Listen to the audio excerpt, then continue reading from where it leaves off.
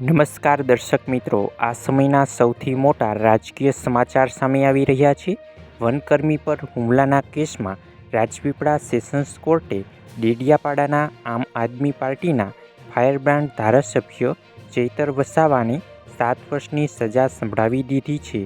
એટલું જ નહીં, કોર્ટે ચૈતર વસાવાના પત્ની શંકુતલા વસાવા સહિત અન્ય 9 આરોપીઓને પણ 7 વર્ષની જેલ અને ₹96,000નો દંડ ફટકાર્યો છે.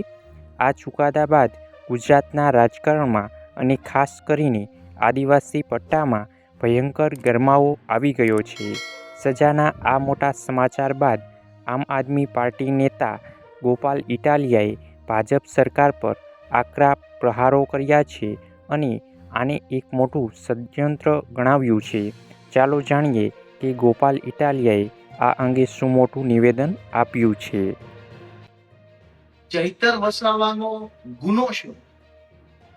કાગળ પર તો એવું લખ્યું છે કે સરકારી માણસને ધાક ધમકી કરી વગેરે વગેરે વગેરે આક્ષેપ છે.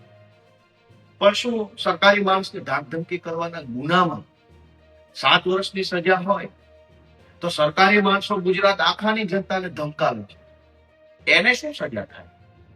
પણ વાસ્તવિક રીતે હકીકત એ છે કે ચૈતર વસાવાનો ગુનો આદિવાસી સમાજને જાગૃત કરવાનો છે. એ જ્યારથી ધારાસભ્ય ચૂંટાયા છે ત્યારથી એ અનેક ગુના કર્યા છે.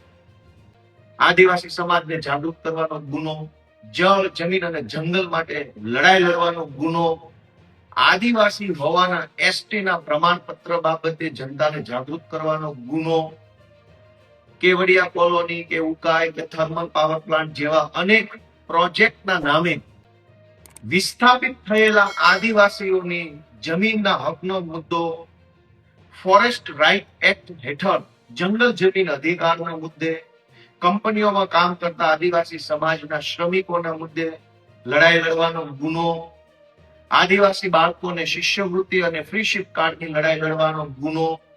આમ ચૈતર વસાવાએ આખા આદિવાસી સમાજના હક અધિકારો માટે લડવાના, સમાજને જાગૃત કરવાના અનેક ગુનાઓ કર્યા છે. અને એટલે ભાજપ ષડયંત્ર કરીને ચૈતર વસાવાને 7 વર્ષ સુધી જેલમાં પૂરવાનું કામ કર્યું છે.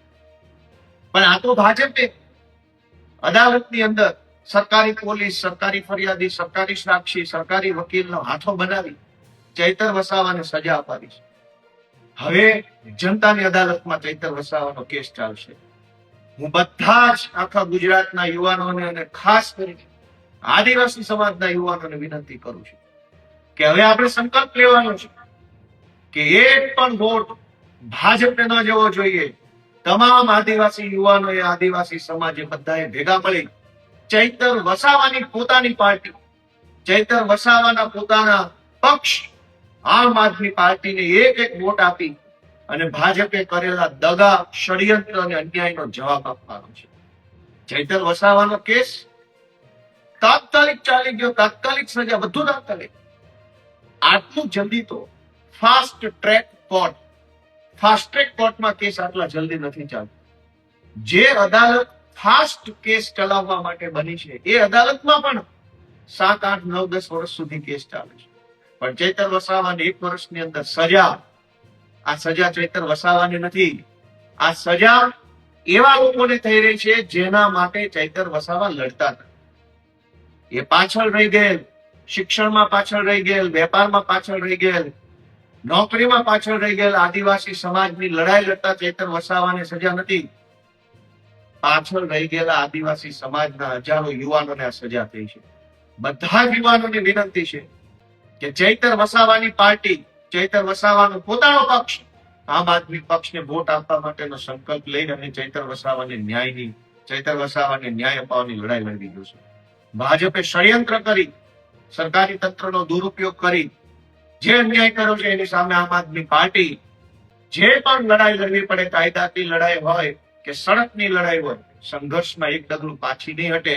હાઈકોર્ટ, સુપ્રીમ કોર્ટ, સડક, વિધાનસભા બધે જ લડી અને ચૈતર વસાવાને, આદિવાસી સમાજને અને ગુજરાતની જનતાને આ ભાજપની ગુલામીમાંથી મુક્ત કરાવી અને ન્યાય અપાવશે. જય જય ગરવી ગુજરાત.